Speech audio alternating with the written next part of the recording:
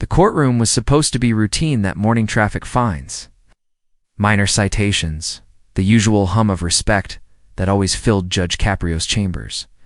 But then, a sharp laugh cut through the air.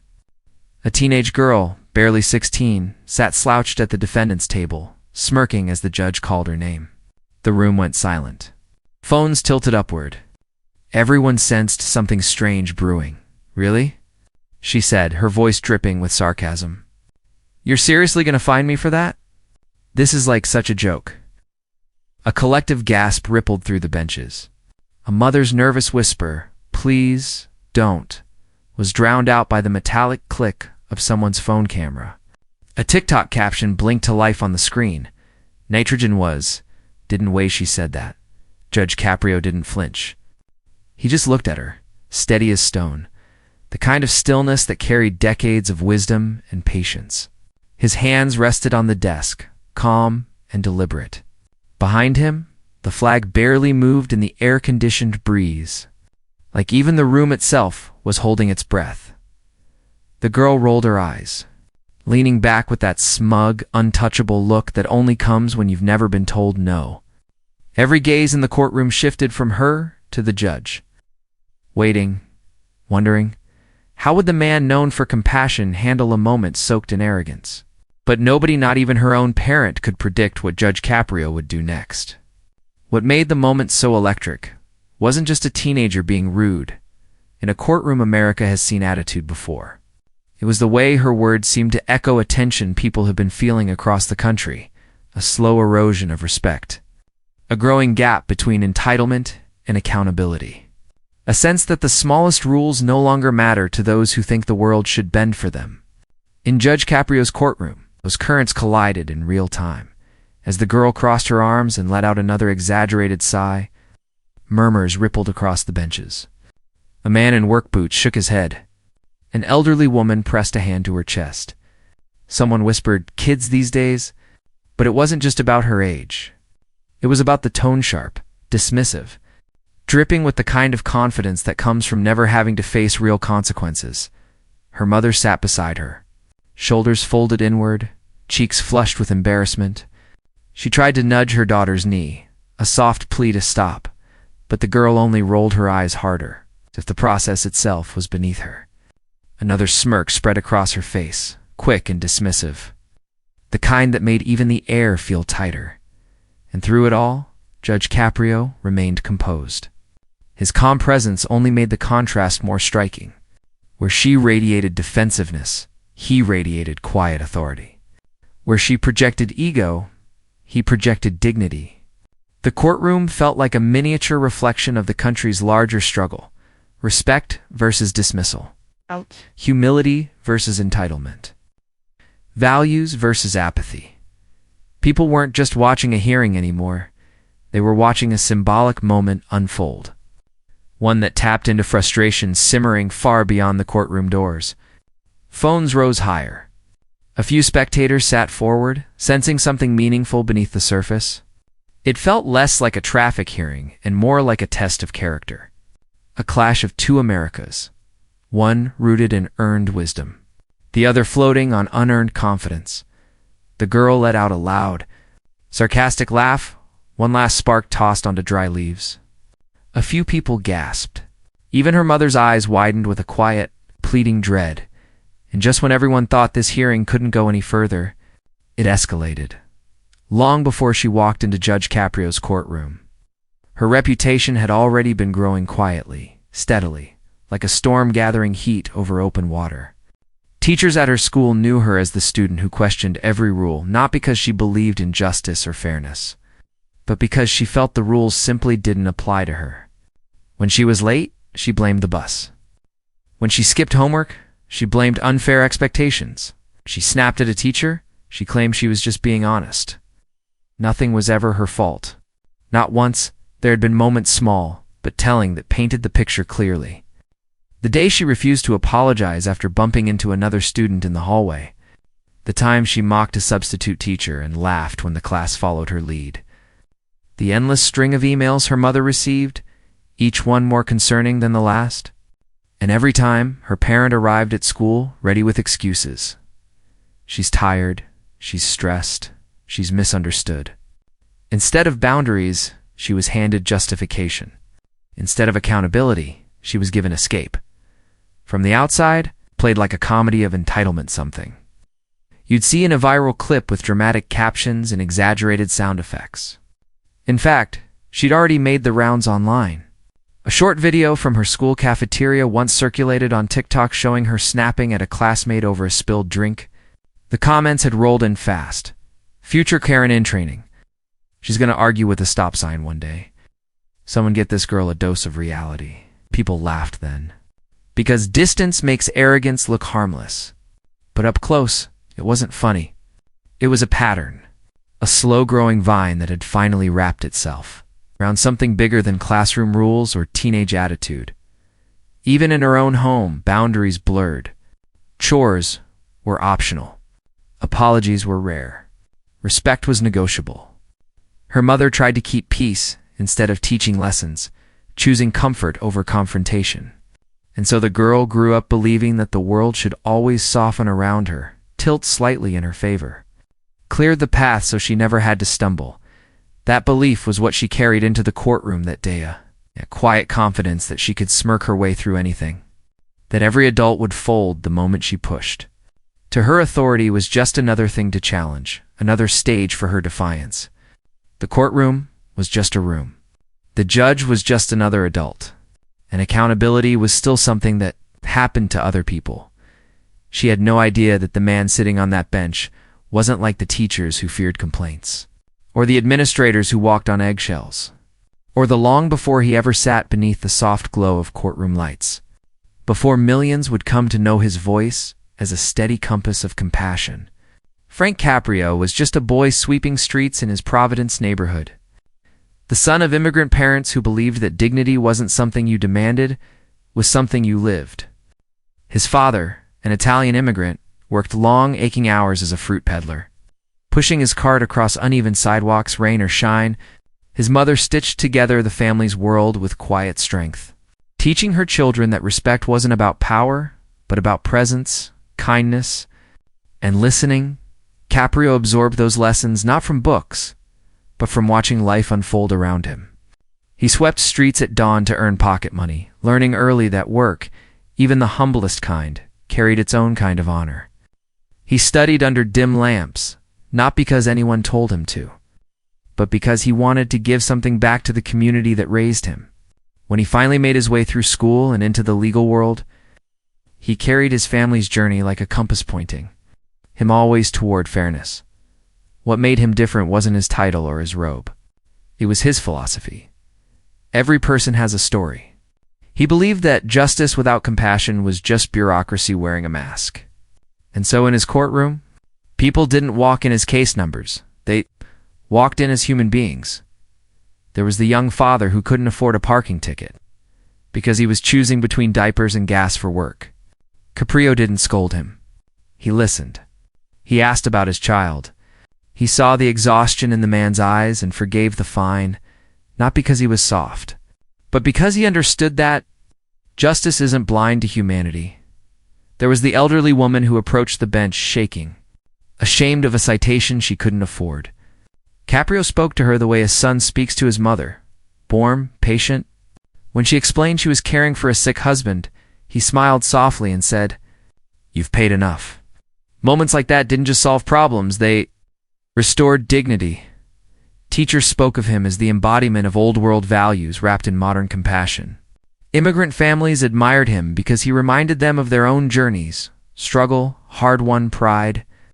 Younger generations shared his clips online because he made justice feel human, not distant, yet his compassion wasn't weakness. It came from strength, born of understanding what people carry, the invisible burdens they try to hide. He believed accountability mattered, but so did empathy.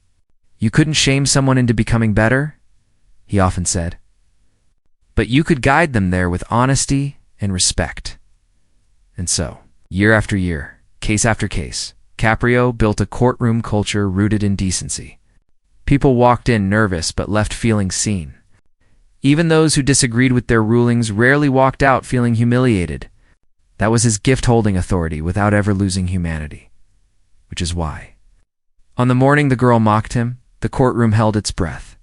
The public knew his reputation, calm-wise, almost unshakable. But beneath that calm was a man who had spent his entire life fighting for dignity his own and others. So when this disrespectful moment unfolded, Caprio didn't just see a rude child, he saw something far deeper. The courtroom air was thick with tension, almost vibrating with anticipation. The girl, emboldened by the audience's whispers and the glint of cameras, leaned back and let out a slow, exaggerated sigh. "Seriously? How old are you?" she asked, tilting her head toward Judge Caprio with a smirk. "Do you even remember what it's like to be our age?" Gasps echoed from the benches. A few parents exchanged uneasy glances. Even the stenographer's fingers hovered over the keys, her breath caught mid-thought as she tried to keep up with the chaos. Every eye in the room tracked the girl's movements, waiting for the inevitable eruption. Her mother whispered sharply, nudging her daughter. "Stop it, please." But the girl ignored her, letting out a sarcastic clap. "Bravo, Your Honor. Really impressive." Laughter bubbled up from some of the teens in the back row. The courtroom, usually a place of solemnity, felt like a stage. Judge Caprio remained still, calm, almost unshakable. His hands rested lightly on the bench, his gaze steady and unwavering. Where she radiated arrogance, he radiated grace. Where she provoked with energy, he countered with quiet authority. Every smirk, every muttered insult, every rolling eye was met with silence, patience, and that unwavering dignity that had become his signature. The girl's bravado seemed to grow with each ignored taunt. She questioned the fines, mocked the process, even challenged the relevance of the laws themselves. Yet the courtroom's tension wasn't just about her disrespect. It was about the collision of two forces. One, untempered confidence, wielded like a weapon. The other, composed wisdom, refusing to be baited or broken. Phones rose higher. TikTokers ready for a clip moment, murmurs growing louder. Spectators leaned forward, sensing something far bigger than a traffic dispute. Every pause, every glance, every subtle shake of a head was amplified. It was a battle of energy arrogance versus grace, and for a moment, the entire courtroom felt suspended between chaos and order. And then, the entire courtroom went silent as Judge Caprio leaned forward. Judge Caprio leaned forward slightly, his calm presence cutting through the tension like a cool breeze on a sweltering day. The courtroom, which had been buzzing with whispered comments and suppressed gasps, seemed to shrink under the weight of his gaze. The girl, who had been smirking moments before, felt the air tighten around her. For the first time that morning, she faltered, "Do you speak to your teachers that way?" Caprio asked, his voice soft but precise, carrying no anger, only expectation. The words were simple, almost ordinary, but the room felt charged. The girl blinked, her smirk faltering. She hesitated, searching for an answer, and found none that would satisfy the quiet power of the question. "Is this how you treat your parents?" He continued, again, gentle, deliberate. Each word landed with measured weight. The mother flinched slightly, her hand clutching her daughter's shoulder, as if silently urging her to recognize the gravity of the moment. A nervous murmur moved through the audience. Some shifted in their seats, sensing the shift from spectacle to something far deeper. "Do you know why respect matters?" Judge Caprio asked, looking directly at her, his tone unwavering. The courtroom seemed to hold its breath. Her eyes flickered to the floor, then to her mother, then back to the bench. The audacity that had fueled her arrogance just moments ago seemed to dissolve under the clarity of his presence. Caprio paused, letting silence do what words could not. And then he began to speak, not about fines, not about rules, but about life itself. "When I was a boy, swept streets in my neighborhood," he said, his voice calm, almost meditative. "I didn't do it for glory. I didn't do it because anyone was watching. I did it because work, respect, and responsibility mattered. My parents, who came to this country with nothing, taught me that every action carries weight. Every word, every choice defines you." He leaned back slightly, eyes never leaving hers. "I've seen people in this courtroom, people who have struggled to keep their families afloat, who have faced hardships you can't imagine. And they have carried themselves with dignity. Not because it was easy, but because they chose to. And every time I try to remind those who stumble that accountability is not punishment, it is a lesson, a chance to become better. The girl's posture shifted. Her arrogance wavered as his words painted a world beyond her own. Caprio's gaze softened, yet it carried the precision of someone who could see right through pretense. I am not here to punish you for the fine. That is inconsequential. I am here because I hope you will understand something far more important. Respect, humility, and character are not given, they are earned. And they are yours only when you choose to stand with honesty and integrity, not entitlement. A quiet tremor passed through the courtroom. The mother's hand went to her mouth. Tears pooled in her eyes. Friends and strangers alike felt the impact of his words, the clarity, the fairness, the unshakable dignity. The girl swallowed hard. Her smirk, her defiance, her carefully constructed shield of sarcasm, all of it seemed to crumble. Finally, she spoke, her voice small, almost unrecognizable. I'm sorry. The apology carried weight, not just because of the words, but because of what had preceded them. She looked at Caprio, her eyes wet, and for the first time, truly saw the man in front of her not just a judge, but a guide, a witness to what humanity could look like when tempered with wisdom. Caprio nodded slightly.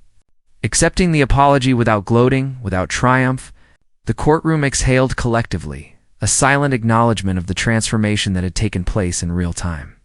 Phones were still raised, but now the clips captured something far deeper than spectacle. They captured a lesson, a moment of realignment, a reminder of what mattered. The girl's mother reached out, pulling her into a quiet embrace, both of them shaken. The room seemed to pulse with the weight of the lesson, the tension giving way to reflection. Even the students and spectators, some of whom had been ready to record mockery, now leaned forward in respectful silence. Understanding that they had witnessed something rare, authority wielded with compassion. Confrontation met with insight, arrogance met with unwavering dignity, and though the girl had apologized, and though the tension had broken, there was still a lingering weight in the air, a hint that the story was not finished, that the true ripple effect of this moment was only beginning to spread. But the real shock came after the apology. Within hours, the courtroom moment had erupted across the nation. Phones that had captured every pause, every piercing question.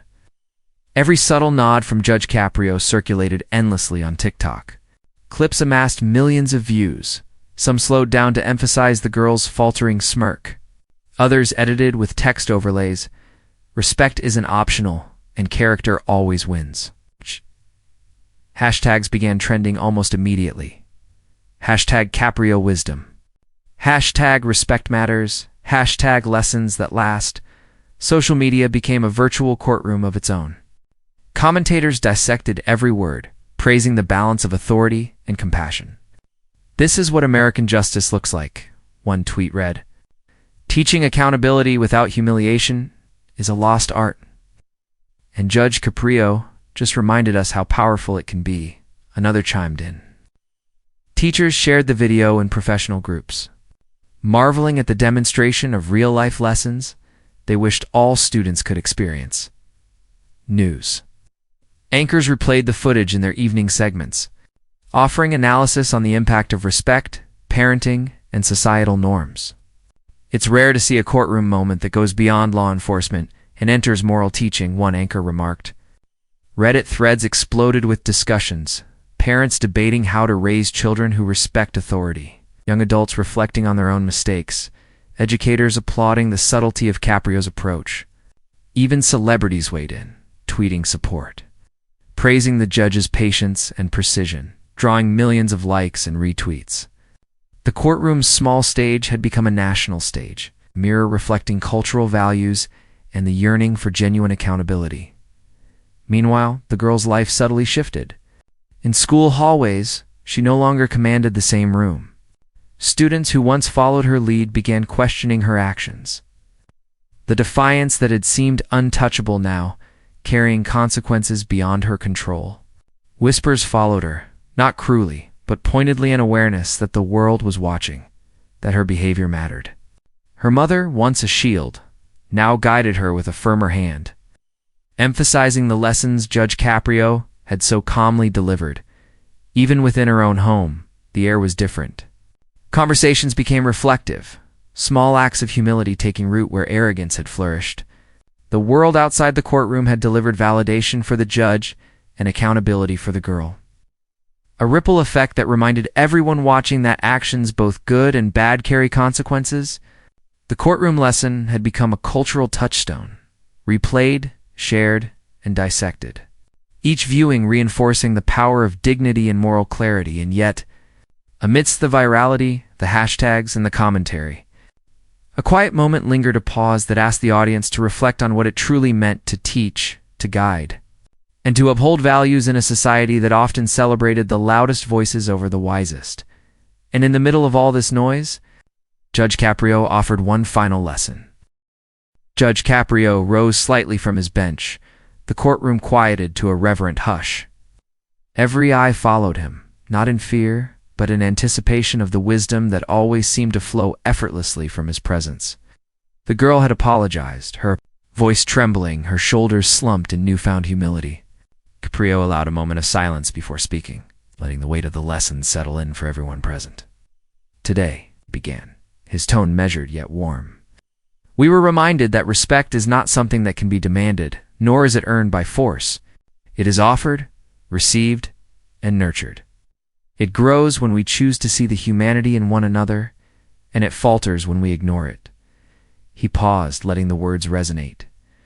We all stumble. We all make mistakes. But how we respond defines not just who we are in this room, but who we are in the larger world.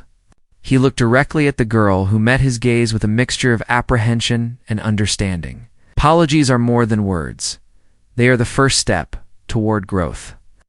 And growth often comes when we are challenged, not when we are coddled, not when the world shields us from consequence. It comes when someone shows us the mirror of our actions and we choose to face it. The lesson stretched beyond the courtroom walls. Caprio's words were universal, a reflection of dignity, a principle of fairness, an American ideal of second chances. They applied not just to this girl or to any individual, but to every person navigating the challenges of life, the tests of character, the temptations of arrogance. Humility and accountability, he reminded the room, were timeless virtues, cultivated through experience and tempered by compassion. He concluded softly, yet with a force that reverberated through the audience. Every person has a story. Every choice we make writes that story. Today we witnessed one chapter change. Let it remind us all that character matters, that respect matters, and that the opportunity to learn and grow is a gift we owe ourselves and one another. As the courtroom absorbed the weight of his words, a sense of quiet inspiration filled the air. The girl nodded again, her eyes glistening with understanding. The mother's hand rested on her shoulder, proud and reflective. The audience, both present and watching from afar, could feel the clarity of the lessons sink in. And that brings us back to the question, what do we do with moments like this? The courtroom lights dimmed slightly, and the echoes of Judge Caprio's words lingered long after the gavel fell. The moment, the girl's defiance, the calm dismantling of arrogance, the ultimate lesson in humility, was more than a simple hearing. It was a story of character, of dignity, and of the power of guidance when delivered with wisdom. This was exactly why the video's title resonated. Little girl disrespects Judge Caprio in court, instantly gets what she deserves. But the lesson doesn't stop at the courtroom doors. It stretches into every hallway, every home, every place where respect is tested and humility is earned. It reminds us that mistakes aren't just punishable moments, they are opportunities. Opportunities to grow, to reflect, and to choose the better path, even when the world around us seems indifferent. Judge Caprio didn't simply enforce rules. He illuminated the difference between entitlement and character, between arrogance and grace, and between fleeting rebellion and enduring wisdom. If you believe that character still matters, that respect is timeless, and that dignity is worth defending, join this channel. Share this story to remind someone you care about that lessons can come gently, yet leave a mark that lasts a lifetime. Comment below with your thoughts. Have you ever witnessed a moment where humility triumphed over arrogance? You? Subscribe and turn on notifications to follow more stories where truth, compassion, and integrity win over entitlement and bravado. Every video is a chance to witness a life lesson unfold, to be inspired, okay? And to carry that inspiration into your own world. Because in Judge Caprio's courtroom and in life, character always speaks louder than power. And every choice we make, no matter how small, is a reflection of who we are and who we strive to become.